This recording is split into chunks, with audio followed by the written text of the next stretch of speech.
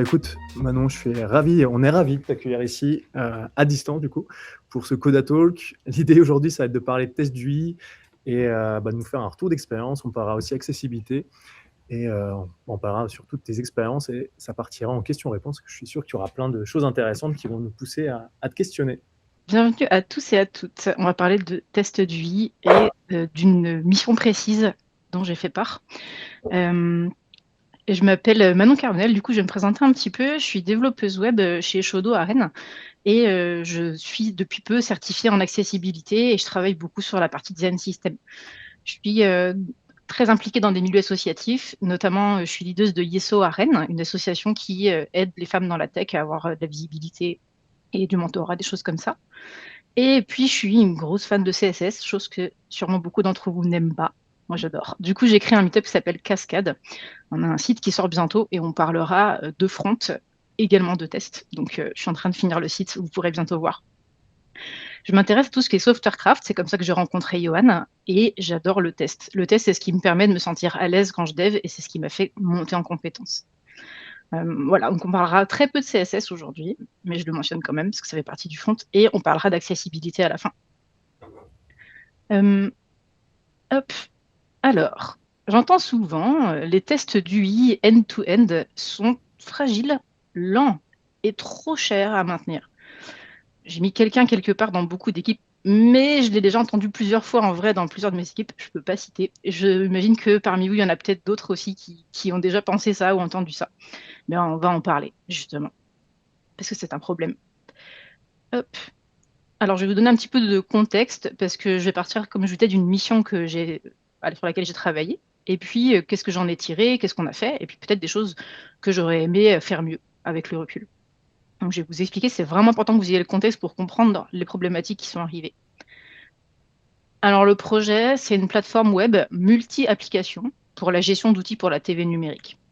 Imaginez une entreprise qui travaille sur du flux vidéo, qui fait de la captation en live, qui travaille sur la qualité et sur la diffusion des vidéos, la captation, et puis qui gère un tas de choses liées aux droits, un player de vidéo, etc., des licences. Bref, il y a plein d'outils métiers qui travaillent ensemble. Et donc, on a besoin d'une plateforme pour centraliser les choses pour les clients. Donc, ce projet-là, j'arrive dans une équipe de 11 personnes. On est deux front-end, dont moi qui suis aussi sur la partie back. On a deux personnes à la QA et on a 7 devs back-end qui font pas du tout de front ou presque pas. Vraiment pas leur rôle dans l'équipe. Donc c'est quand même une assez grosse équipe, même s'il y en a des plus grosses. Et du coup, ce projet-là, il a une stack technique qui tourne autour de Python en back-end avec un cluster, même des clusters Kubernetes. Et en front, moi j'utilisais et on utilisait Playwright pour les tests et on utilisait pour faire du micro front-end, je vais expliquer juste après ce que c'est, un outil qui s'appelle Single Spa avec du Vue.js. À quoi ça ressemble? Je vous ai fait un petit schéma. Sur la partie de droite, ici, vous pouvez voir qu'on a notre app avec une sidebar et on a différentes apps à l'intérieur. Et quand je clique sur un item du menu à gauche, eh bien à droite, le contenu, en fait, c'est un micro front-end, c'est-à-dire une application web isolée qui va s'afficher ici grâce à un import en fait en JavaScript. Et ça, c'est Single SPA qui me le gère. Ce qui fait que j'ai une application qui a d'autres applis à l'intérieur. C'est ça qu'on appelle des micro-front-end. Ils vont avoir vraiment leur service dédié, qui peut être lié à un microservice après en back-end avec une API HTTP. Et donc, quand je veux acheter un produit je suis cliente, je veux acheter un produit de cette entreprise, ben, je vais avoir besoin de l'application qui va avec. Donc, elle va s'afficher ici dans ma sidebar. Et pour ça, eh bien, en fait, quand on crée une action et qu'on commande un produit ou qu'on fait une action particulière, on va avoir une requête HTTP qui va aller vers le back-end et on va avoir un cluster Kubernetes dans lequel le microservice va grandir, créer, interagir avec d'autres et il va nous renvoyer un micro front-end. Donc, on a le petit menu qui va s'enrichir et on aura notre nouvelle appli qui va s'afficher. OK? On a donc vraiment, tout est distribué. Je vous ai fait un autre schéma. Donc, pour expliquer cette architecture distribuée-là, ça veut dire que quand on a un user qui, dans ce back-office web, grâce à Single SPA, est dans un micro front-end et commande un produit, on va avoir notre microservice qui va créer un pod dynamique, donc un pod, c'est-à-dire une machine dans un cluster Kubernetes, et hop, on va avoir le micro front-end qui va se créer. Donc, on a un trigger, c'est l'événement, et ça va commander un microservice, et ça déclenche plusieurs choses en front et en back-end. Et le résultat, il est visible soit dans le cluster, si on va aller regarder ce qui se passe, soit effectivement dans l'UI du back-office pour aller voir cette nouvelle interface qui s'ajoute. Et ça, c'est très intéressant parce que c'est compliqué à tester uniquement en back-end ou uniquement en front-end. Quand vous regardez le diagramme, vous voyez qu'il y a des interactions partout. Donc on peut tester évidemment en test unitaire, on peut faire quelques tests d'intégration, mais si on veut vraiment faire un test de bout en bout, eh bien, ça devient compliqué. Et cette entreprise, elle aime bien avoir des process qui sont vraiment automatisés et tout tester.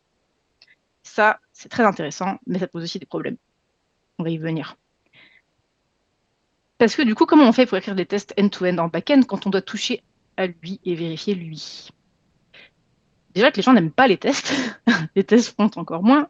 Quand on est développeur back-end et qu'on n'est pas à l'aise avec CSS par exemple, souvent un peu l'image qu'on en a, ça donne pas envie. Donc ouais, moi dans mon équipe, les tests étaient écrits en back-end. Pourquoi? Parce que ces devs-là implémentaient la logique métier, déclenchaient des effets qui étaient distribués, et ils avaient besoin d'une preuve fonctionnelle de bout en bout de notre programme. Alors évidemment, au début, il y a eu des réfractaires. Parce que quand je suis arrivée, on n'avait pas tous ces tests-là. On était sur du Selenium et on passait sur Playwright parce que c'était cool. Et vous verrez qu'on parlera de Playwright après, pourquoi c'est cool. Moi, ça m'a trop plu, cette mission. Hop. Et donc, j'ai entendu ça. Ah non, moi, ça me saoule. Je fais pas de CSS et tout. Ça me prendrait trop de temps. J'ai vraiment pas envie de faire ça. Je comprends cette personne. Je comprends totalement cette personne, même si je ne partage pas son point de vue, parce que moi, j'aime faire ça, mais je comprends complètement. C'est un changement d'habitude, c'est des process en plus, c'est de la charge cognitive, et comme je vous le disais tout à l'heure, c'est du test systématique. Et ça, c'est autre chose. Je pense qu'autant tester des choses qu'on a décidé collectivement que c'était intéressant de tester, et tester à chaque fois parce que c'est écrit qu'on doit le faire à chaque fois, et que des fois, on ne sait même pas trop quoi tester, on n'a pas forcément de stratégie, ça peut être vraiment un frein, je trouve. Donc, je comprends. Qu'est-ce qui bloque du coup? On va essayer d'aller creuser un petit peu, parce que si on veut trouver des solutions, il faut voir quels sont les problèmes. Déjà, on a des parcours UX qui sont multiples et complexes. On peut avoir différents pods qui arrivent, non pas dans le même ordre, qui peuvent s'afficher ou pas. Il y a une erreur à gérer. Bref, il y a plein de choses qui se passent. Et à l'intérieur même de ces interfaces-là, le DOM va changer, c'est-à-dire l'arbre HTML, il va changer, le rendu peut changer, il y a des mises à jour de l'UI design. Il y a des données qui vont changer aussi, qui peuvent être en temps réel. Donc c'est compliqué, complexe à tester. Le DOM est donc mouvant, donc on peut percevoir les tests comme étant fragiles. Déjà que les tests d'UI sont souvent fragiles à cause de ça, les tests end-to-end, puisqu'il y a un couplage avec les différentes parties de l'application, effectivement, c'est mouvant. Et en plus, là, tout semble critique puisqu'on teste de manière systématique. Ça veut dire que dans notre cas, puisqu'on a énormément de tests, si on change quelque chose, potentiellement, on casse beaucoup de tests. Donc ça les bloque. Encore une fois, je le comprends.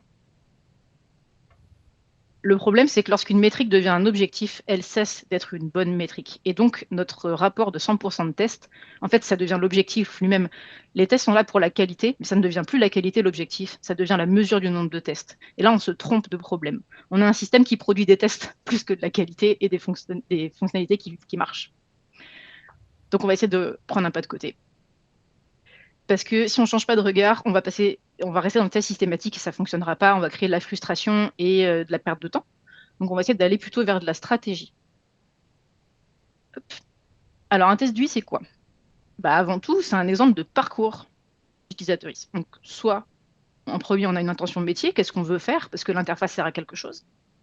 On a une interface qui est effectivement entre les humains et la machine, et on a un comportement sur cette interface-là. On a ces trois composantes-là. Après, il se passe des choses en back-end, mais c'est autre chose.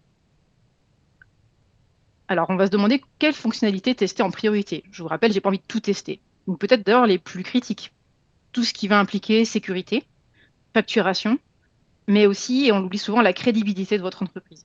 Imaginez que votre appli, elle ne fonctionne pas sur quelque chose et que ça implique pas de facturation ou de sécu, ça n'empêche pas le reste de fonctionner, mais du coup, les gens ne peuvent pas utiliser l'application, ça crée de la frustration, il y a énormément d'utilisateurs.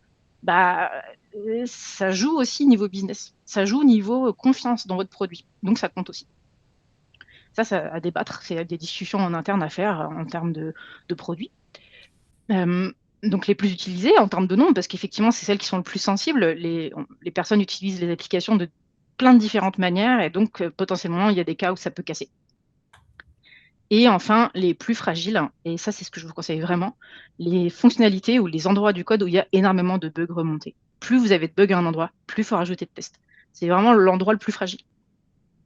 Donc, même si c'est pas le plus touchy en termes de facture, par exemple, bah, même vous avez beaucoup de bugs, ça vous coûte du temps. Bah, en termes de confort, en tant que dev, bah, ça va vous aider d'avoir des tests à cet endroit-là.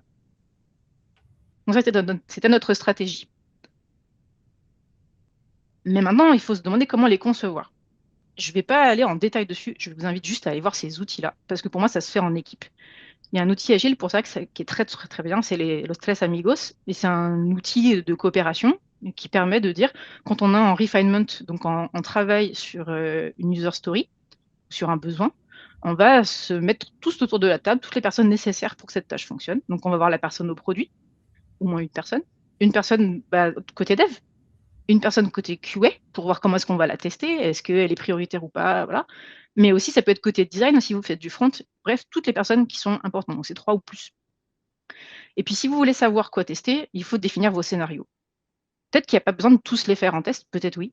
Dans ces cas-là, partez d'exemples. C'est un outil qui vient du Behavior Driven Development, l'example mapping. Vous avez des super talks de Arnaud Langlade là-dessus que je vous conseille. Mais ça vous permet d'être sûr que vous êtes compris. Parce que dans énormément de cas, la communication ne va pas fonctionner. On va penser qu'on a compris alors qu'on ne l'a pas, et on a besoin d'avoir des exemples concrets. L'intérêt d'avoir ces exemples-là, c'est que non seulement vous allez voir si vous êtes tous compris dans l'équipe, ça va vous définir des scénarios pour faire vos tests. Donc en fait, ils seront presque déjà faits en fait. Après, il faudra les traduire en code avec votre outil, mais même à la limite, manuellement, vous pouvez le faire. Et bah, ça vous permet d'avoir une trace et de vous mettre à la place des personnes qui vont utiliser l'application. Ça, c'est chouette. On n'a pas le temps de faire ça, mais allez voir. Et ensuite, il y a la stratégie. Quel type de test? Pour quel exemple, pour quel scénario? Des fois, on va avoir juste besoin d'un test d'intégration. Des fois, c'est de lui isolé. Et des fois, c'est vraiment de voir le passage d'appli en appli. Dans notre cas, on va parler de test end-to-end, mais bah, en fait, c'est un mix de tout ça. Ce sera à vous de voir. Et du coup, vous voyez que si on fait tous ces types de tests systématiquement, c'est énormément de temps. Est-ce que c'est vraiment pertinent? Je ne sais pas. Alors, maintenant qu'on s'est demandé comment est-ce qu'on allait penser nos tests, comment est-ce qu'on allait avoir cette stratégie, il faut passer à son écriture. Et je vous rappelle que dans mon contexte là de mission, eh bien, en fait, c'est mes devs back-end qui vont écrire des tests qui touchent au front. Donc là, on va essayer de passer du test comme contrainte au test comme design, parce que d'écrire vos tests, c'est ce qui va changer votre manière d'écrire le code et de concevoir vos interfaces. En tout cas, c'est mon expérience. Le plus important, je trouve, c'est de se mettre à la place des utilisateurs. Déjà, on a très très peu de contact avec eux en tant que dev. Ça passe souvent par une personne en rôle de PO, qui, des fois, cette personne-là n'en a pas vraiment de contact avec, donc c'est compliqué. Donc, en termes de code, ça se traduit aussi comme ça. Plutôt que de sélectionner un sélecteur CSS qui, finalement, va être un morceau de votre implémentation, donc ça reste très technique, au lieu de sélectionner un élément par ces classes Tailwind qui vous rend dépendant de votre framework, au lieu d'indiquer un X-pass absolu, c'est-à-dire le chemin complet en fait dans l'arbre DOM, dans l'arbre HTML, ce qui peut casser et ce qui fonctionnait très très bien à une époque, eh bien, je vous conseille d'utiliser plutôt ce qu'on va appeler des user-facing attributes. Donc, c'est les attributs destinés aux utilisateurs. Dans l'ordre de priorité, préconisé aujourd'hui par Playwright et maintenant par Cypress, c'est le texte, donc c'est-à-dire le contenu de votre balise, peu importe son type, ou son rôle, son label, un placeholder ou un title. Ça va dépendre si vous êtes dans un formulaire, par exemple. Si vous n'avez pas accès à ce texte, genre vous pouvez passer une traduction, par exemple, eh bien, vous avez les data test ID. C'est un identifiant de test dédié que vous pouvez préparer, qui peuvent être générés en fait sur vos attributs, sur vos balises dans le DOM. Ça, c'était ce que préconisait Cypress jusque-là. Mais je trouve que dans le priorité numéro 1, bah, vous vous mettez à la place des personnes. Parce que quand on va sur une page, on clique sur un bouton qui s'appelle envoyer un mail, par exemple. On ne va pas aller chercher la classe CSS. Donc déjà, on se met à la place des personnes. Et si vous n'avez pas accès à ces données-là, parce que peut-être ce sont des données qui sont générées, qui viennent de l'API, eh bien peut-être que là, vous pouvez utiliser un sélecteur CSS en dernier recours. Et donc là, vous voyez que ne pas connaître CSS, c'est pas grave en fait, dans notre cas, si on prend ces préconisations-là. Et ça tombe bien parce que Playwright, et maintenant Cypress, eh bien, ils fonctionnent comme ça, par défaut, grâce à l'API de Testing Library qu'ils ont copié. Hop. Alors, on va essayer de penser behavior, c'est-à-dire comportement. Et pour ça, je vais faciliter les choses pour mes devs backend. Je vais leur préparer des fonctions de test. Et comme ça, ils n'auront pas besoin de se soucier des sélecteurs. Je vais utiliser un design pattern qui s'appelle le Page Object Model. Je vais le raccourcir en POM. jusqu'à partir de maintenant. Je vais vous montrer à quoi ça ressemble, vous inquiétez pas. Hop, donc c'est représenter une page ou une partie de page, un morceau de votre UI, par un objet, au sens une classe, hein, vraiment de code. On va exposer des actions et des intentions dans des méthodes et masquer les détails du DOM avec l'encapsulation. Ça veut dire que ces actions-là, toutes ces méthodes-là, elles vont être appelées dans mes tests, et mes tests n'auront plus les sélecteurs et le code vraiment Playwright pour accéder aux éléments de la page. Vous allez voir un petit exemple. Concrètement, au lieu de répéter des sélecteurs partout, ce que ça m'apporte, c'est qu'on écrit des méthodes métiers. Par exemple, remplir le formulaire de login, devrait afficher tel élément, naviguer jusqu'à la page de contact, avec les sélecteurs qui sont dans cette fonction. Et du coup, mes tests, ils deviennent très lisibles en fait, en anglais, en français, peu importe votre contexte. Mais ça veut dire qu'une personne pourrait le lire, votre test. C'est beaucoup plus facile. Et surtout, si vous avez besoin de changer un sélecteur, changez dans la méthode là. Vous n'avez pas besoin de le chercher partout dans tous les tests. Alors, ça ressemble à quoi? Ici, je suis sur du TypeScript, donc je vais importer Playwright Test, et je vais créer une classe qui s'appelle ToDoPageTest, parce qu'on va tester une page de ToDo. Et j'ai mon constructeur qui prend juste l'objet page de Playwright pour fonctionner. Pour ouvrir ma page, je vais lui dire, vas-y, va sur la page là, tout simplement. Et du coup, j'ai pas à retaper cette ligne-là, j'ai juste à faire Open dans mes tests. Et puis ensuite, pour ajouter une to-do, je vais avoir une fonction. Voilà, je peux lui passer un texte. Et puis après, j'ai une autre fonction qui devrait dire, qui est mes assertions, donc devrait afficher quelque chose. Donc là, si je regarde, j'ai l'accès à ma page, j'ai une fonction d'action pour ajouter un élément, et j'ai une méthode shootDisplay pour vérifier qu'on a bien quelque chose qui s'affiche. La page sur laquelle je suis pour faire ce test-là, c'est celle-ci. Je ne sais pas si vous avez déjà vu, je vais zoomer un petit peu. Par exemple, ici, je veux donner un talk pour Coda. Hop. Et donc là, j'ai ajouté une tâche. C'est ce qu'on avait ici, add. Et devrait afficher, je vais vérifier après que mon texte ici, il est bon. Alors, on va faire ça. Je vais faire une petite démo après. Ça ressemble à ça. Un exemple de test, du coup, avec ce PageObjectModel-là que je viens de vous montrer, un test qui devrait ajouter une to-do dans ma liste de to-do, on va créer notre nouvelle page de test. On va ouvrir la page, ajouter un talk avec ce texte-là. C'est en anglais, mais c'est ce que je viens de faire. Et on va vérifier notre assertion. Le texte devrait être affiché dans la to-do. Quand je vais le lancer, Playwright, derrière, il va faire sa petite tambouille et hop, le test va fonctionner. Et c'est quand même beaucoup plus lisible d'avoir ça comme ça décrit, je trouve en tout cas, que d'avoir tous mes sélecteurs là et tous les accès en fait à ma page. Et du coup, ça permet à mes dev backend d'écrire des tests sans se soucier de l'implémentation. C'est tout cool. En tout cas, moi, ça m'a bien plu de faire ça. Et je me rappelle de mon collègue testeur qui était à fond à tout créer, parce que du coup, Playwright, ça fonctionne dans plusieurs langages. Et du coup, on pouvait les faire en Python. Donc en fait, ça se traduit, mais c'est exactement la même API. Donc j'avais, là je vous avais fait les exemples en TypeScript, mais ça existe en Python, en Java, etc. En .NET. Hop. Donc, ce que le POM apporte, en fait, c'est que le DOM, il est encapsulé. Les sélecteurs sont centralisés à un seul endroit, et pour moi, les tests sont lisibles par toute l'équipe. Et puis après, on peut débattre du nommage, mais n'empêche que c'est beaucoup plus lisible. Et puis si demain je veux changer de framework de test, mes tests fonctionnent toujours. Je vais faire une petite démo avec Playwright. Alors, pourquoi Playwright?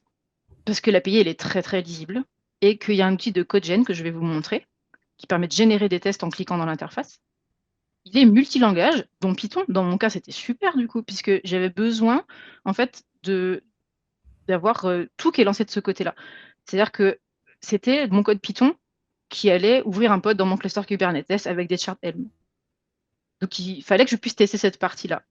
Et à partir de ce bac-là, je pouvais aussi interroger une page web. Donc ça avait du sens d'écrire tous mes tests en Python. Un autre truc qui est chouette avec Playwright, c'est l'auto-waiting. J'ai pas besoin de lui dire attends 3 secondes, sleep 3 secondes ou wait 3 secondes avant d'aller vérifier que mon sélecteur est présent dans ma page. Il a un auto-waiting qui est de 5 secondes, je crois, par défaut. Et dès que l'élément est trouvable sur la page, est bien affiché, pouf, il continue son test. Et surtout, j'ai des super outils de debug et de traces. Vous allez voir aussi ce que c'est. Et on peut paralléliser les tests et gagner beaucoup de temps. Alors, à quoi ça ressemble? Hop. Je vous montre le code. Est-ce que c'est lisible ou est-ce qu'il faut que je zoome? Non, c'est bon. C'est bon. OK. Donc, je vous montre là. Vous voyez, il n'y a pas de dossier SRC parce que j'ai pas de code. Je vais juste tester cette page-là qui est en ligne. Alors, j'ai créé plusieurs tests.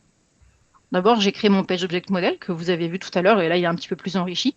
On retrouve notre page to-do page test avec notre méthode open, le add. Mais là, vous verrez que j'ai rajouté tout le reste. Enfin, finir une to-do, la supprimer, toutes les supprimer, devraient afficher, devraient être finies. Je peux les compter. Je peux compter lesquelles sont actives, lesquelles sont finies, toutes les voir, voir les actives et voir les compléter. Et ça revient à ça. Je mets au pif. Et là, par exemple, j'ai coché Coda. Et là, je peux voir les compléter, il y a Coda, les actives, il y a Johan et Manon, toutes.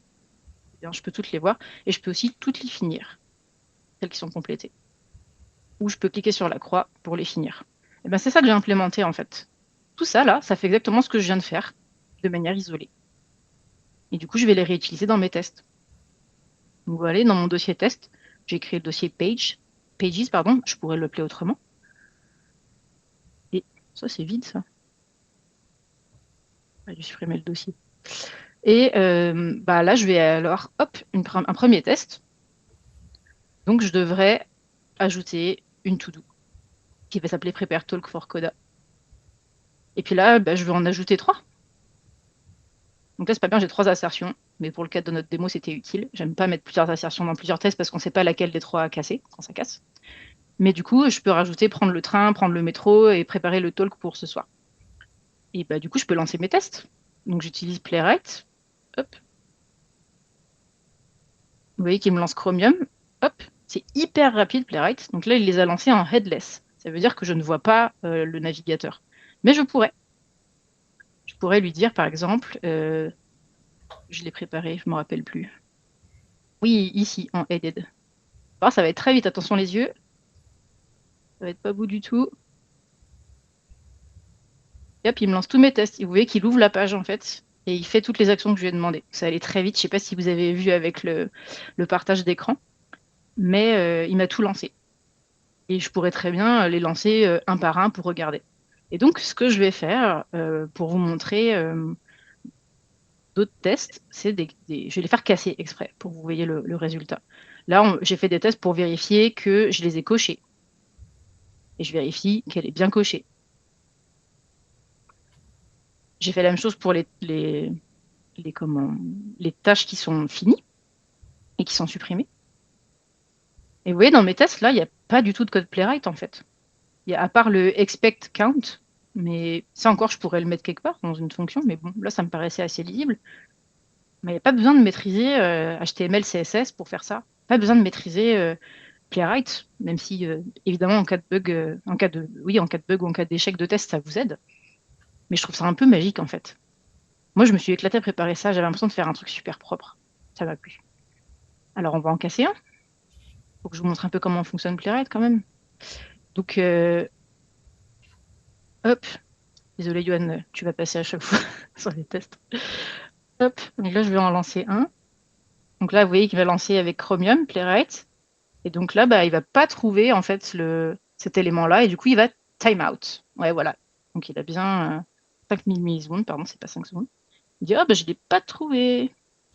Ça ne marche pas. Ok, bon.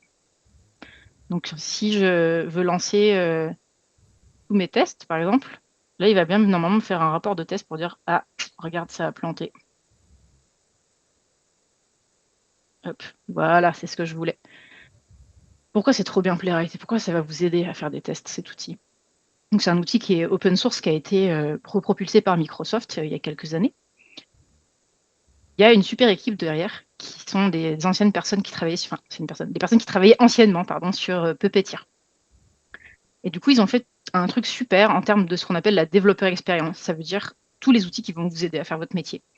Là, on peut voir que tous mes tests sont passés avec une coche verte, sauf le premier. Je vais aller dessus. Il va m'afficher l'erreur qui correspond. Effectivement, il n'a pas trouvé préparer un talk pour Yoann. Okay. Il va me montrer les étapes qui ne fonctionnent pas. Et il me dit où dans mon test ça a planté. Ça, c'est trop bien parce que du coup, j'ai qu'à aller chercher où c'est. Et puis là, il y a des traces. Tiens donc, qu'est-ce que c'est? On va aller regarder. En fait, ça, c'est les étapes avec votre interface, toutes les étapes de votre test. Donc, on peut voir, donc, hop, les before hooks. Donc, sur tous les tests, on a des before, after chaque test. Donc là, on voit qu'ils se sont lancés. Je vais aller sur la page Navigate. Ensuite, je vais écrire préparer un tool pour Coda. Je vais faire entrer. Oui, ça l'a rajouté dans la page. Je expecte qu'il soit visible. Là, ça marche pas parce que c'était la partie où je cherchais préparer un talk pour Yohan. En fait, ce qui est trop bien, c'est que ça, c'est pas une capture d'écran. En fait, ça, c'est une page HTML. Donc, vous pouvez l'inspecter. Tada! Trop cool, hein? Et vous pouvez inspecter plein de trucs aussi sur ce qui s'est passé. Vous avez votre console, mais vous avez la partie network. Tout ce qui a été cherché. Donc, ça veut dire que si là, les données ne venaient pas du local storage ou de la page web directement, mais d'une API, bah, je pourrais voir ce qui a été remonté par l'API, en fait. Et je peux même le moquer. Je veux dire, plutôt que quand tu reçois ça, bah, tu remplaces par, et puis je lui passe un JSON, par exemple, et puis du coup, j'ai mes données qui se remplissent là. Je peux voir aussi s'il y a des erreurs. Je sais pas, une 404, une 403 sur des appels réseau. Je peux le voir. C'est vraiment trop bien. Et ça me dit les locateurs, etc. Et ici, c'est la timeline de test. Je trouve ça trop bien. Franchement, en termes de debug, c'est l'outil que je préfère, mais largement. Et ça, vous pouvez très bien le dire que vous le lancez en cas d'échec sur votre outil d'intégration continue, par exemple sur votre pipeline GitLab ou GitHub, peu importe.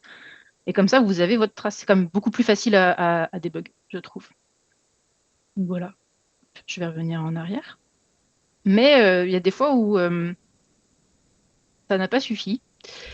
Parce qu'en fait, tout simplement, j'étais pas là, donc, ou mon collègue était pas là. Et le PageObject Model, il était pas prêt. Et il y a eu des interfaces qui ont été rajoutées, où il y avait un test à faire vite fait. Et puis, on n'avait pas pu préparer tout.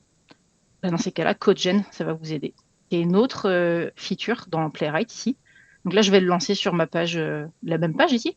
Je vais lancer le CodeGen. D'ailleurs, c'est génial. Hop, il m'a lancé là, une page web avec Chrome. Et puis là, il y a le mode record sur mes tests là. Vous pouvez voir que ligne 4, il a juste fait le fait d'aller sur ma page. Donc je vais cliquer ici et je vais rajouter faire un test pour Coda. Et puis aussi améliorer mes talks. Que bon, quand même. Bah, oh, regardez, c'est marrant, il m'a tout écrit. J'ai même pas besoin de me prendre la tête. Eh, mais vous allez me dire, mais maintenant tes collègues ils faisaient du Python. Bah, c'est pas grave, regardez. Hop là, il m'a généré du code Python. Ah, je trouve ça tellement magnifique comme fonctionnalité. Et bah, du coup, ça, je peux le copier-coller et le mettre dans mon PageObject Model, ou en attendant, je peux l'écrire dans mes tests. Et bah, ça me fait un test. Ok, bah, je peux même arrêter le recording, faire des tas de choses et le reprendre comme je veux. Bah, on va fermer ça. Hop. Et puis, on va rajouter le test, juste pour voir. Ah, par contre, j'ai mis en Python. Quel débile. Je vais le refaire. Désolé pour l'effet démo. Hop. Je vais le refaire. C'est pas grave. J'ai vraiment envie de faire le copier-coller. Euh,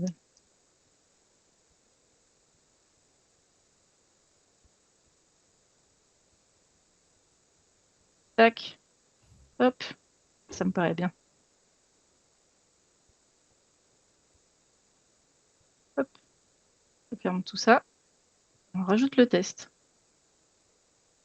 Je vais le lancer. Ah, il a marché. Franchement, la magie, quoi. Vous savez pas écrire de test, bah, vous écrivez quand même vos tests. Je trouve ça trop bien. Franchement, ça facilite tellement les choses. Ça n'empêche pas de faire des trucs crades, bien sûr. Et puis en plus, je vais remettre ce que j'ai mis. Hop. Je sais pas si vous voyez, mais là en plus, il m'a fait du get by test ID parce que c'était ce qui était dans la page. Et là, il m'a fait du get by role. Et vous vous rappelez tout à l'heure, je vous proposais plutôt que d'utiliser des attributs CSS, en fait, d'aller chercher les éléments de la page par ordre de priorité. Ben, en fait, Playwright, il fait déjà ça. Ce CodeGen, en fait, il va vous proposer les meilleurs sélecteurs d'après ces préconisations-là, justement. Donc c'est trop bien. Bien sûr, s'il faut après aller à la main faire du CSS, vous pouvez, hein, bien sûr, aller chercher. Parce que votre page, ça reste une page web, donc vous pouvez l'inspecter et rajouter des éléments, mais ça vous donne une base de test déjà. Voilà. Là, j'ai pas d'assertion, j'ai juste fait la navigation, mais des fois, c'est un test qui se suffit à lui-même. C'est à vous de voir. Voilà, c'était la magie. Mais on peut faire d'autres trucs avec Playwright.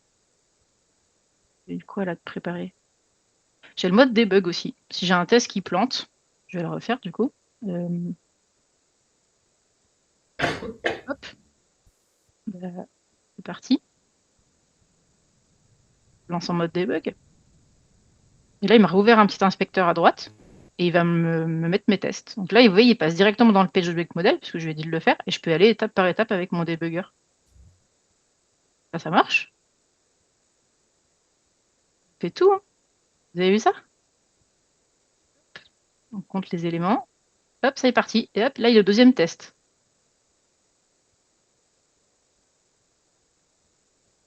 Hop. Et là, normalement, ah, il trouve plus. Vous voyez, c'était le test avec le nom Yohan au lieu du nom Coda. Pouf, et ben là, il va me dire où est-ce que c'est que ça n'a pas fonctionné. Et ça veut dire qu'en local, vous pouvez déjà débugger votre test grâce à ça. Et là, vous allez voir le vrai rendu de la page, donc ce que le test voit, que l'outil de test voit. Parce qu'en fait, Playwright, c'est pas un outil de test, c'est un outil d'automatisation de navigateur. Là, j'ai Chromium par défaut, mais il se base aussi sur d'autres, donc vous pouvez très bien voir du Firefox, etc. Et là, il a échoué, et du coup, bah, il va vous refaire une trace. Et puis en plus, il vous dit combien de temps ça a pris et sur quel navigateur il était. Parce que du coup, nous, on lançait sur plusieurs navigateurs. Vous pouvez voir la trace, et ben, là, il va aller chercher. Là, vous voyez qu'il a cherché ce texte-là, là, mais il l'a pas trouvé. Hop. Puis, bah, en fait, les tests front, c'est du JavaScript derrière le TypeScript. Du coup, je peux utiliser des événements JavaScript. Du coup, je peux faire des tests d'accessibilité. Haha, on va en parler. Je reviens un petit peu là. Playwright est trop bien pour tout ce que je vous ai montré. Il y a encore plein d'autres features. Franchement, je vous invite à aller voir cet outil. Mais ce qui est trop bien aussi, c'est qu'on peut paralyser les tests. Et vous vous rappelez, tout à l'heure, on disait que c'était lent, les tests. Et ben en fait, même en local, là, je peux lui dire, tu me lances 4 workers, ça va me lancer 4 tests en même temps. Si vous ne lui précisez pas le nombre, il va utiliser la mémoire disponible en CPU sur votre machine et il va aller lui-même choisir le nombre de workers. C'est vrai que ça a été très rapide tout à l'heure. Mais vous pouvez le faire aussi sur la partie CI en faisant ce qu'on appelle du sharding, c'est-à-dire lancer plusieurs jobs qui vont se répartir les différents tests et avec eux-mêmes plusieurs workers. Donc, quand vous avez beaucoup de tests, ça répartit la charge. C'est quand même trop bien. J'ai dit beaucoup de fois que c'était trop bien, hein. C'est pas fini. Parce que, entre-temps, je me suis certifiée en accessibilité et je me suis demandé comment on pouvait automatiser les tests.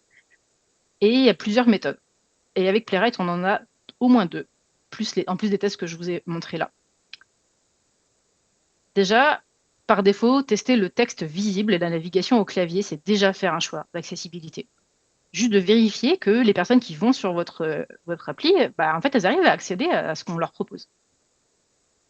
Et donc, pour ça, je vous conseille d'utiliser Playwright avec AxeScore.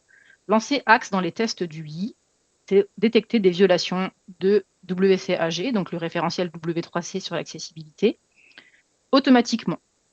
Jusqu'au 30 avril, c'était 20 à 30% des erreurs d'accessibilité qui étaient remontées via l'automatisation. Mais depuis, ils sont en train d'intégrer le RGAA, donc c'est le référentiel général d'amélioration de l'accessibilité européen, je crois. Donc en France, ça s'applique.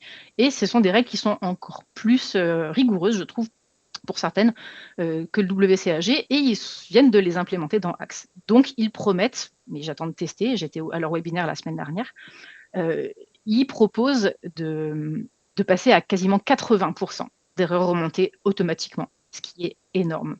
Parce que vous allez voir que 20-30%, c'est déjà bien. Ça veut dire que même sans vous être formé, vous pouvez contribuer à l'accessibilité, mais ça ne suffit pas à tout faire. Bah, on va regarder ce qu'on peut faire. Je me suis dit, bah, je peux le lancer, en fait. Playwright, ils font un truc trop bien. Et il y a une page dédiée, je vais vous la montrer d'abord. Playwright, Accessibility Testing, voilà. Hop, c'est parti. Bah, ils vous disent directement qu'ils embarquent AxeScore. Et AxeScore, il est aussi compatible avec Jest, avec Vitest, et il est aussi dans votre navigateur web. Quand vous allez sur une page, ici, vous faites inspecter, vous avez ce qui s'appelle Lighthouse, je ne sais pas si vous connaissez. Ben, ici, vous pouvez dire de faire le test d'accessibilité, et ben, c'est Axe qui se lance. C'est exactement le même outil. C'est aussi un CLI que vous pouvez lancer en local, donc une ligne de commande sur la page web de votre choix. Et puis, vous voyez que là, il vous explique qu'ils sont en WCAG, etc. Je vais descendre. Donc, on peut scanner une page entière et il va vous remonter toutes les erreurs qu'il arrive à trouver. Et puis, on peut lui dire que je ne veux pas d'erreur ou un maximum. Et puis, si je continue, il peut scanner une partie de la page. Et si je continue, je peux lui dire le niveau d'accessibilité que je souhaite avoir.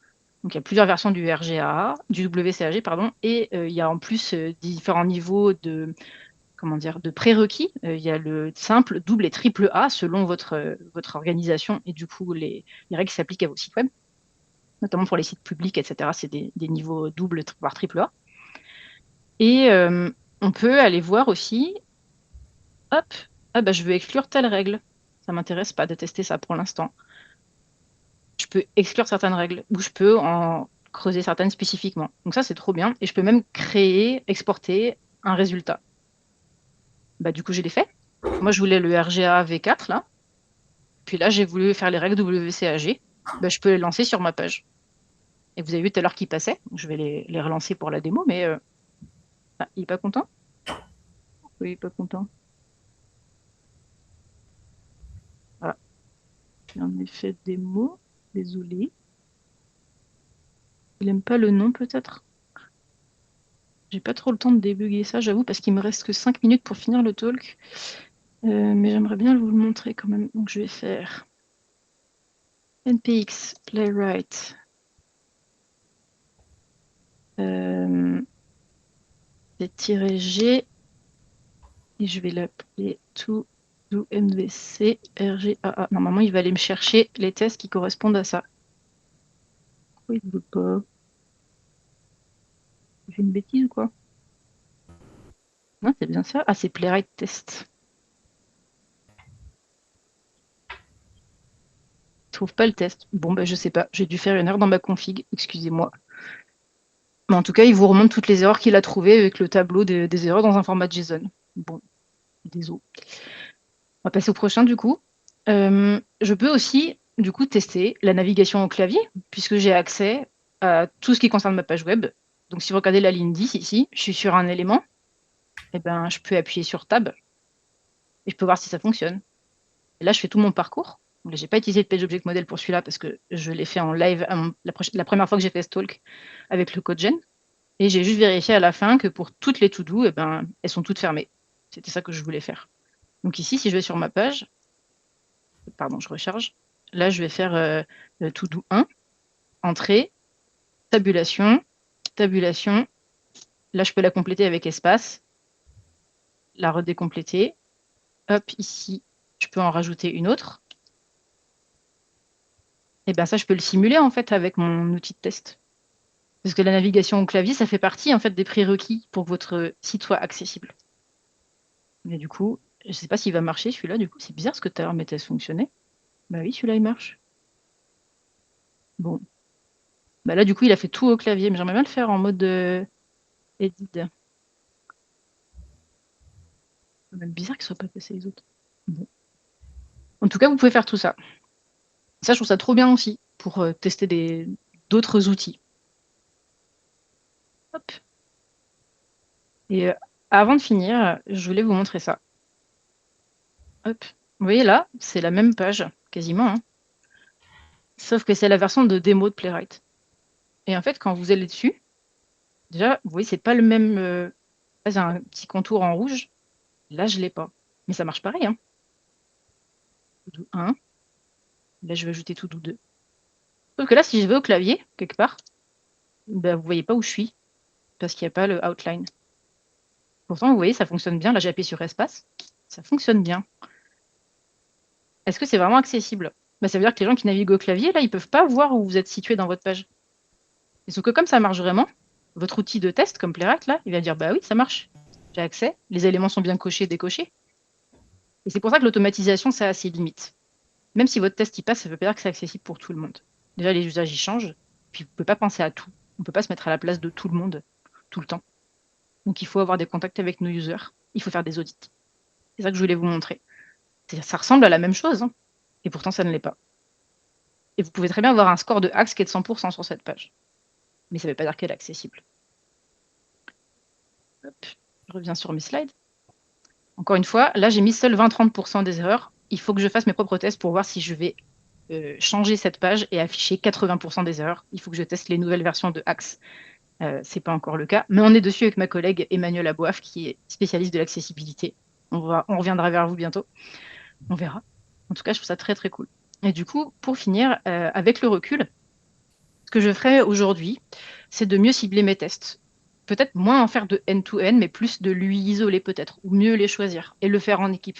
C'est important de le choisir ensemble et de ne pas subir les décisions stratégiques des autres. Moi, c'est quelque chose que je n'aime pas du tout dans certaines grosses entreprises. Forcément, il y a beaucoup de process, mais en fait, ça devient le but en soi, et je ne suis pas pour ça du tout. Je trouve que c'est pas du tout agile de faire ça. Il faut qu'on s'adapte à notre produit et aux personnes. Et puis, les personnes, c'est pas que les users, c'est aussi les gens qui font partie de l'équipe. Il faut voir où est-ce qu'on veut mettre notre charge cognitive, c'est-à-dire toute la charge mentale qu'on a dans notre journée de travail. Je pense que aussi on avait un problème, c'est que on a utilisé une librairie de composants communs, donc un UI-kit en fait interne, et notre PageObject Model dépendait beaucoup de cette lib qui était externe, ce qui fait qu'il y avait des fois des problèmes d'alignement entre notre PageObject Model et notre UI-kit. Mais ça, on aurait eu le même problème sans PageObject Model, on aurait juste eu le problème partout dans nos tests, donc ça aurait été pire. Là, au moins, c'est un endroit spécialisé. Mais je pense qu'il y avait des choses à améliorer là-dessus, que c'est un point de vigilance à faire dans vos tests d'UI. Et puis, j'aimerais faire plus d'accessibilité et pas seulement Axe. Mais à l'époque, j'étais ni formée ni certifiée et je ne pensais pas non plus à la navigation au clavier. J'ai évolué là-dessus. Il n'est jamais trop tard pour apprendre. Donc voilà, peut-être qu'il y a d'autres choses, hein, mais au moins ces 3 points-là. Et puis, je voulais vous dire merci. Si vous voulez me suivre, vous pouvez me trouver sur Linktree et sur LinkedIn. Et j'ai écrit un article en fait pour parler du PageObject Model. Je vous le montre. Il est sur Medium et sur dev.to. Et je l'ai écrit avec mon collègue Jérémy Chauvin de Chaudot. Et vous pouvez voir pas mal d'exemples. Donc, on décrit les user-facing attributes qui ont été amenés par Texting Library. Mais je vous montre des exemples avec Playwright aussi. Comme ça, vous pouvez voir les comparatifs, voir les avantages et inconvénients de chacun de ces éléments-là. Et il y a même un autre design pattern qui est plus large et plus complexe que le PageObject Model. Je vais scroller. C'est le Screenplay Pattern. Mais je ne vous en dis pas plus. Je vous invite à aller regarder mon article, notre article. Je vous partagerai tous les liens dans le chat. Et voilà. Et maintenant, c'est le temps des questions. Johan, je ne suis pas trop en retard. J'ai essayé de rattraper un peu à la fin. Non, c'est nickel. Merci à toi. Merci beaucoup. On peut peut-être t'applaudir déjà et puis avant les questions. Merci beaucoup. Merci. Alors, je vous mets les liens du coup. Il y a ça. Ouais, je les partagerai aussi. Oui, je vous invite aussi à aller sur le lien qui était dans le chat au début. Si vous voulez mettre je le cherchais. Vous pouvez toujours le mettre à la fin dans tous les cas. Je ne l'ai pas sur mon téléphone. Alors, ça c'est envoyé. Là, je vous partage. Hop, le code sur lequel sont faites ces slides avec SlideDev d'ailleurs. Hop. Comme ça, vous avez tout. Boum. Je me les mets de côté et je reposte ça. Donc, vous avez aussi un open feedback si vous voulez. Alors, peut-être après la session, parce qu'on n'a pas forcément fini là. Et pour ceux qui seront dans la salle, je vous mettrai à dispo ce lien, ce QR code. Voilà. Comme ça, ce sera accessible. Trop bien. Moi, je suis curieux de voir un peu qu'est-ce qui émerge comme question sur base de ce que vous venez de voir.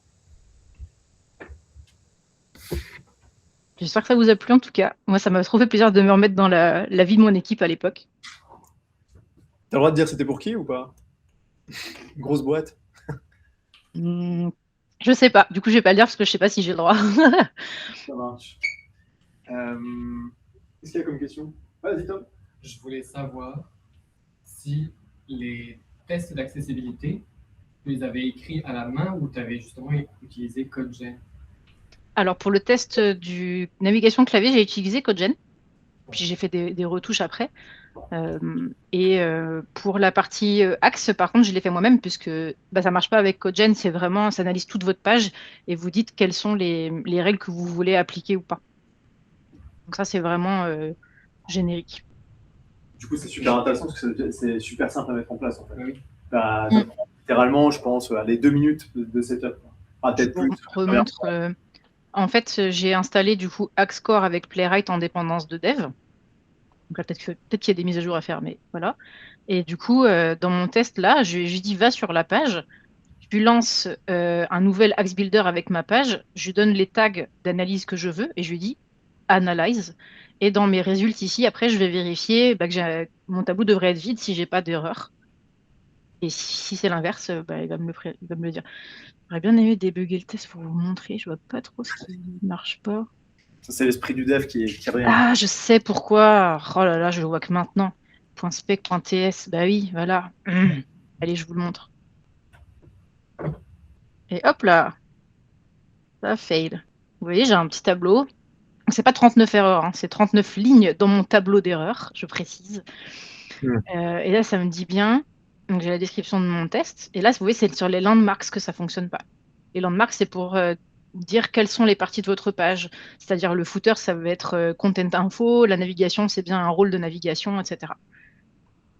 C'est ça, les landmarks. Et donc là, il va me dire que ça marche pas. Il va me dire qu'il faut fixer ça. Donc là, j'ai qu'une erreur qui est remontée, dans mon cas. Vous pouvez le lancer sur n'importe quelle page. Je vais pas faire l'affront de mettre ça sur la page du site de Coda, Yoann, mais bon, on pourrait. Alors, on est très mauvais et c'est un point sur lequel les gens sont au courant.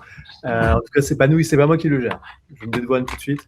Non, mais on n'est pas très bon. J'ai fait des tests d'access et aussi Green IT et pas mal d'autres. On sait qu'on a des axes d'amélioration, donc ne le fais pas, s'il te plaît. T'inquiète pas. Mais j'ai oublié tout à l'heure, j'avais dû renommer le nom du fichier, je pense, pour que justement il soit pas exécuté au début et qu'on n'ait pas les rapports de test dessus. Mais je pourrais. Et là, si je relance tous mes tests, hop, il va forcément me faire une erreur, du coup, parce qu'il y a des erreurs d'accessibilité. Et donc là, il va me générer les traces.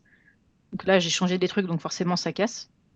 Et là, je vais avoir mon objet avec le résultat de Axe. Et dans un autre talk, qui est en fait un atelier qu'on a co-conçu avec Emmanuel Aboif pour faire un peu une sorte de TDD, c'est-à-dire des baby steps pour corriger une page web avec les erreurs d'accessibilité, on a fait en sorte que l'output du coup des erreurs soit formaté. Donc vous pouvez très bien faire ça pour être sûr que ce soit plus facile à lire pour vous en termes de dev. C'est complètement faisable de formater ce retour-là. Trop bien. J'avoue que c'est ultra easy à mettre en place, quoi. Franchement, aucune excuse pour ne pas le faire. Franchement, sur toutes vos pages, pardon, c'est pas celui-là, sur toutes vos pages, vous lancez celui-là ou celui-là, ça dépend de RGA. Là, c'est 2A, là, c'est avec 2.1. Bref, il y a plusieurs tags. Franchement, ça vous fait au moins un tiers du travail de fait. En plus, ça vous apprend à faire des trucs en HTML. Voilà. Carrément. J'avais peur d'avoir foiré un truc dans mon talk, mais non. Non, ouais, c'était parfait. Trop bien. Est-ce qu'il y a d'autres questions? Ouais, vas-y Clémence. J'aurais une question. Déjà, merci beaucoup d'intervenir devant nous parce que c'est très rare d'avoir des femmes dev qui font des trucs. Et en tant qu'étudiante, ça fait du bien. Merci pour ça. Je la vois pas. Et une question par rapport au test. Là, tu nous as parlé notamment de l'accessibilité, donc ça c'est top. Je voulais savoir si c'était aussi possible de tester l'éco-conception. Si tu avais aussi un module pour pouvoir tester ça en même temps. Alors, je ne l'ai pas trouvé avec Playwright. Par contre, tu as des sites comme EcoIndex qui te permettent de tester des choses sur le poids de ta page. Je vais vous montrer ça. EcoIndex. Et là, vous avez votre site. Je vais lancer le To-Do MVC, par exemple. Vous mettez votre URL et vous pouvez tester le site. Et du coup, il fait une analyse sur une page précise. Il ne fait pas sur tout votre site, sur toutes les pages. Je pense que ça peut s'automatiser, mais je ne l'ai pas vu en natif avec Playwright. Mais en fait, Playwright, c'est bien fait. On peut aller chercher ici Eco. Eh bien, oui. Non, il y a écosystème, mais il n'y a pas éco-conception. Si je tape Green, comme Green IT, non, il n'y a pas. Après, vous pouvez contribuer, hein, puisque c'est open source. Donc, vous pouvez très bien rajouter un outil à Playwright. C'est ça qui est trop bien. J'ai dans la salle, j'ai Tom qui me rappelle que effectivement, j'ai créé une petite action pour GitHub pour ça, en fait, pour pouvoir le lancer plus facilement. Faut juste que je le retrouve. Ouais, tu peux nous montrer, c'est trop bien. Là, oui, ça vous dit l'empreinte environnementale, les détails du score, le poids de la page et tout. Exactement, ouais. Et c'est un peu complexe. En fait, ils ont nativement, dans le collectif Green IT, ils ont une image Docker qui permet de faire ça. Je l'ai mis dans le chat si tu veux l'ouvrir. Ouais, carrément. C'est toi l'expert sur ce sujet plus que moi. Du coup, je prends carrément. Hop. J'ai juste, en gros, j'ai juste fait une surcouche pour pouvoir lancer ce qui est fait par Green IT France, par le collectif Green IT. Il y a des petites configurations et en gros, si tu cliques sur le premier lien, si tu vas tout en haut, je pense, je sais pas où il est. Action Options, j'en sais rien. Ouais, teste voir ça, je sais pas où ça mène. Non, je pense que ça, c'est la documentation du truc d'origine qui n'était pas forcément très user-friendly. Ouais, si tu fais View on Marketplace au-dessus, pardon. Ah oui, ok. Là, ça met sur la Marketplace. En fait, quand tu fais Use Latest Version en haut à droite, il va te montrer, en gros, voilà ce qu'il faut rajouter dans une CI pour pouvoir être en capacité de lancer des analyses sur des pages précises. Donc, soit on met un fichier, soit on met de la configuration en dessous pour dire les pages qu'on veut cibler, soit on met un fichier de configuration YAML à la racine du repo. Et ça, c'est trop bien parce que c'est aussi la grosse flemme pour avoir des super métriques, en fait. Exactement. Donc, et par défaut, on peut configurer aussi des seuils. Si une des pages qui est analysée est en dessous du seuil défini, en fait, ça casse le pipeline. J'ai essayé de simplifier la mise en place de ce truc-là parce que c'était. Et j'ai voulu contribuer, mais j'ai pas eu de retour de leur part pour l'instant, en tout cas. En gros, c'est pour diminuer la charge, être quitte de se palucher des trucs sur Docker, etc., se palucher des complexités pour rien, comprendre comment ça se lance, etc. La config et la documentation n'étaient pas améliorables, on va dire, sans être négatif. Ouais, mais du coup, tu peux quand même le mettre dans ta CI et le mettre avant ou après tes tests d'UI, quoi. Ça fonctionne bien. C'est ça. C'est pour ça que j'ai documenté. Ok. Ouais, non, c'était juste pour un exemple, c'est juste pour dire tu peux le faire comme ça et ça casse. Oui, parce que tu as une analyse statique d'abord, puis après tu vas. Ou avant. Ah, tu as mis après les tests. Ok. Ouais, c'est juste pour mettre un exemple. Hein. J'ai mis 2-3 exemples sur la page, etc. de config. Voilà, si vous voulez l'utiliser aussi, c'est un autre petit outil utilisable facilement, en tout cas. Cool, je garde. Bon, on réduit la friction, quoi, en tout cas. Ouais, c'est ça. C'est l'objectif. Je sais pas si on a répondu à ta question, du coup. Oui, non, c'est top. Et si je peux rebondir... Merde. Quoi du coup, pour les tests d'accessibilité, je ne sais pas si j'ai bien vu, mais est-ce qu'il te dit concrètement ce qui pêche? Ton test, il a raté, ok, mais est-ce qu'il te dit concrètement ce sur quoi tu peux t'améliorer? Ouais, en fait, il me dit faites attention à ce que tous les contenus de la page soient dans des landmarks. Ah oui, ok. Et en fait, après, j'ai une help URL. Et en fait, là, il va me dire tout ce que je pourrais faire. Et là, si vous utilisez du HTML5 nativement, il y a les landmarks dessus. Mais sinon, vous pouvez rajouter les rôles dont je vous parlais, le rôle bannière, content info pour le footer, etc. Après, ça, on rentre dans la question de ARIA et il vaut mieux faire pas d'ARIA que du mauvais ARIA. Et faire du HTML5, c'est souvent ce qui règle 80% des problèmes d'accessibilité. Si votre design a des contrastes suffisants, etc., ça fonctionne très bien. Je vous invite du coup à aller voir l'atelier qu'on fait avec Emmanuel sur ce sujet parce qu'on vous montre une page qui n'est pas accessible et on vous montre par les tests qui vous guident. Justement, vous allez pouvoir corriger et apprendre comment corriger par des petits exercices. Et notamment, il y a un exercice sur les landmarks. Il y en a d'autres. Et vu que Manon sera là au DevFest de la même manière que Oulé Matou. Tu veux qu'on postule avec Emmanuel, Yohan? Parce qu'on se posait la question aujourd'hui. Ah bah carrément, ouais. Carrément, si ça vous dit et si c'est possible pour vous dans le cadre de Shodo, carrément, vous êtes les bienvenus. Bah vas-y, je vais lui. Il y aura Oulé Matou en plus, je vois qu'elle est connectée. Donc, Il y aura Oulé Matou, j'ai vu, elle a mis un cœur. Parce que du coup, c'est pour ça que je suis là et c'est pour ça que je suis très contente que tu m'aies invité, Yohan. Déjà parce que c'est un plaisir de te voir et puis de parler de craft. Et moi, j'aime beaucoup faire des talks. Mais c'est aussi parce que je veux parler d'ISO, parce qu'on est là pour ça. Justement, il y a trop peu de femmes dans la tech, personnes queer aussi, pas beaucoup. Il y a beaucoup de personnes qui font du dev, il y a des personnes queer, mais l'inverse n'est pas vrai.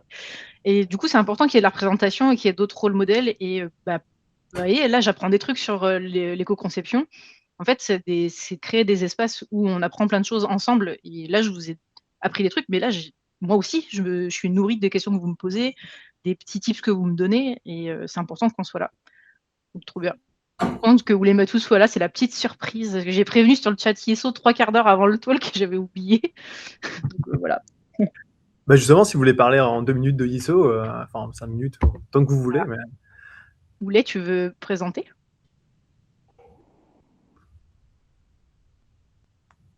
Non, ton micro est coupé, je ne sais pas si tu as envie. Sinon, j'en parle, mais tu es plus habitué que moi. Ok, alors je vais le faire. Hop. Yiso, Dans la salle, il y en a qui ont déjà entendu parler d'ISO. c'est comme ça. ISO, c'est une association qui veut accélérer la mixité et la diversité dans les équipes informatiques. Et donc, on travaille tous ensemble en tant que bénévoles pour diffuser beaucoup d'informations sur les rôles modèles, donc montrer de la visibilité des femmes dans la tech. Je parle de femmes, mais aussi personnes queer, pour moi c'est important, parce qu'on veut que ce soit un domaine où on a besoin pour les projets qu'il y ait plus de diversité, mais aussi, moi, je suis toujours la seule dev quasiment dans les équipes. Ça arrive des fois, mais bon, je suis souvent la seule femme dev, je veux dire. Et on fait aussi du mentorat. C'est-à-dire que si vous avez envie de transmettre vos compétences, vos connaissances à quelqu'un, vous pouvez le faire. Si vous voulez apprendre des choses et être mentoré, vous pouvez en faire la demande.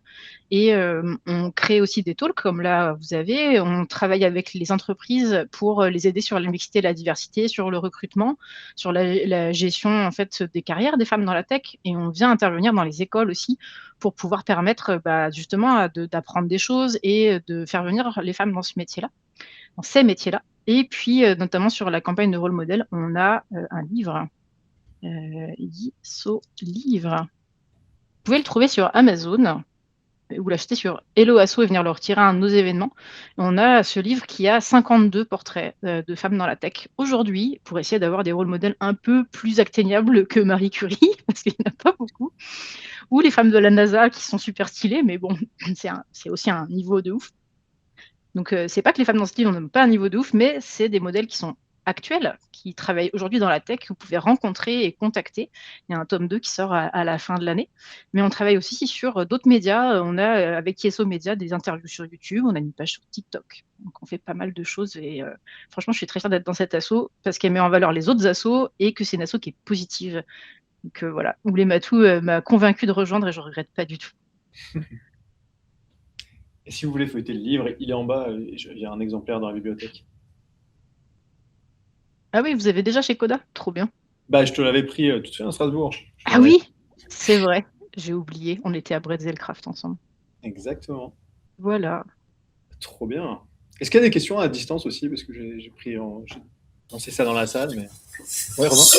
Oui, déjà merci Manon pour ton talk, très enrichissant et puis tu vends du rêve. Demain je vais déprimer quand je vais retourner à mon Selenium. Mais malheureusement je suis encore bloqué avec Selenium pour des raisons techniques. Dommage. Moi j'avais 2 questions. Pourquoi se baser sur des data test ID plutôt que les ID qui pourraient être naturellement présents sur les éléments? Et en me faisant un peu l'avocat du diable, tout à l'heure, par exemple, dans ton test, tu te bases sur le placeholder. Ouais.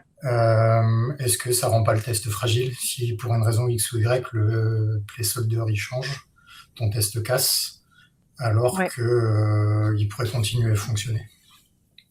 Alors, tu as 2 questions en une, donc je vais répondre à la première. Ouais. Pourquoi les data test ID plutôt que les ID? Parce que c'est des ID dédiés au test, alors que les ID au sens ID tout court, c'est soit des encres sur la page, soit des ID CSS.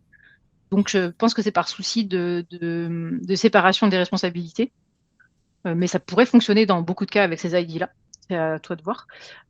Ensuite, ils vont être moins amenés à changer, du coup, ces data test ID, puisqu'ils sont pour cibler un élément précis, peu importe son CSS, justement.